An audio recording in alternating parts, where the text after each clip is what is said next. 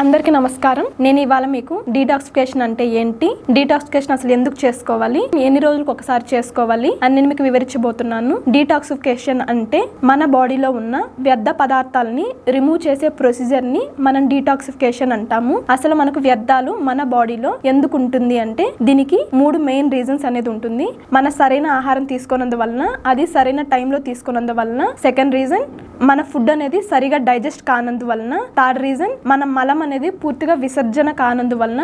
ఈ 3 main reasons వల్ల మనకు వ్యర్థాలు అనేది మన బాడీలో నిలువ ఉండిపోతుంది.